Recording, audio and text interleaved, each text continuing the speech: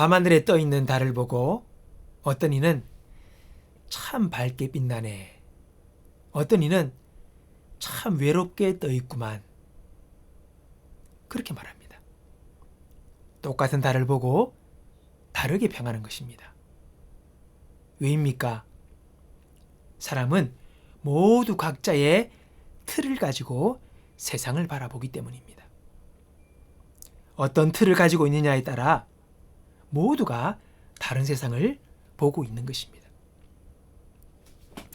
우리는 각자의 틀을 통해 세상을 보기에 인생이란, 사랑이란, 성공이란 다 다르게 정해야 합니다. 더 나아가 신앙도 하나님도 생각할 때 각자가 인식하고 있는 틀을 따라 다 다르게 생각하고 있다는 것입니다.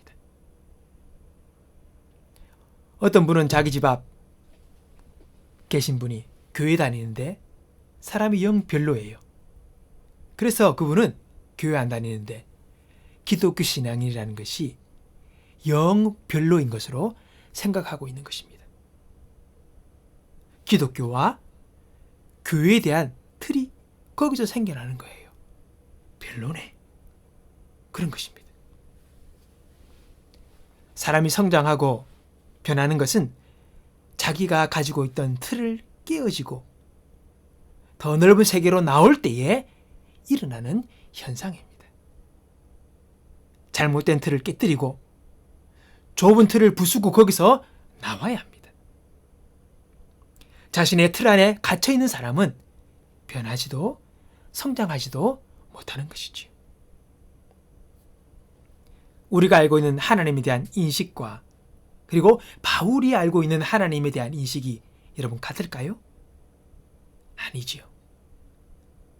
사도 바울이 하나님에 대해 알고 있는 것은 우리의 인식보다 훨씬 깊고 넓습니다. 어떻게 그럴 수 있습니까? 그것은 사도 바울이 자신의 틀이 깨어지는 그 경험을 많이 했기 때문입니다. 그 첫 번째가 바로 다메섹 도상에서 예수님을 만나는 경험을 합니다. 와장창 깨어집니다. 그리스도에 대해서, 예수님에 대해서, 교회에 대해서 그는 자신의 틀이 깨어지는 경험을 합니다. 그 경험은 이전의 기독교와 예수님에 대한 바울의 틀을 완전히 깨어버렸습니다. 살아계신 예수님, 하나님 되신 예수님을 그는 만났기 때문에 깨어진 것입니다. 또 아시아에서 복음을 전하며 자신의 힘으로는 감당할 수 없는 지나친 고난을 그가 겪게 됩니다. 모든 소망이 끊어지는 이제 끝이구나, 이제 다 됐구나, 죽는구나 하는 그런 상황에 그가 직면하는 경험을 합니다. 뭡니까? 자신이 틀에 깨어지는 고난을 당한 것입니다. 자신은 무너집니다. 이제까지 자신의 힘, 능력, 의지력, 결심 다 깨어지고 주님만 바라보게 하는, 죽은 자도 살리시는 하나님을 의지하는 법을 배웠다고 바울은 고백을 합니다. 깨어질 때 우리는 성장하게 되는 것입니다. 우리 안에는 우리를 가두고 있는 경관진이 있습니다. 무엇으로 이 경관진을 무너뜨릴 수 있겠습니까? 나를 가두고 나를 더 풍성한 은혜의 세계로 나아가지 못하게 하는 이 견고한 진을 어떻게 깨뜨리겠습니까? 이것은 힘으로 능으로 되는 것이 아니라 오직 견고한 진을 파하는 능력, 즉 하나님의 능력만으로 가능하다고 우리에게 말씀하십니다. 하나님께 나아가 하나님의 도우심을 구합시다. 견고한 진을 파하는 하나님의 능력이 우리를 자유롭게 할 것입니다. 우리가 가지고 있는 그 틀, 그것은 우리를 가둬두기도 하지만은 우리는요, 이 틀 안에 있을 때에 안전함을 느낀다는 거예요. 틀 밖에는 무엇이 있는지 어떻게 될지 모르기에 틀 밖에 나서기를 여러분 주저한다는 것입니다. 거기에 머물고 싶어하는 우리들의 속성이 있는 것이지요. 그러나 이 틀 밖으로 나갈 때에 내가 나의 주인이 되는 삶에서 이제는 하나님이 진정한 나의 주인이 되시는 은혜의 세계를 경험하게 된다는 것입니다. 주인 되신 하나님은 그 틀 밖에서 저와 여러분을 기다리고 있는 것입니다. 거기로 가야 합니다. 창세기 15장에 보면 자신에게 자녀가 없음을 푸념하는 아브라함은 하나님께서 그를 장막 밖으로 데리고 나가시는 장면을 보게 됩니다. 그리고는요, 하늘의 별을 보게 하십니다. 아브라함아, 네 자손이 이와 같을 것이다. 그렇게 약속하십니다.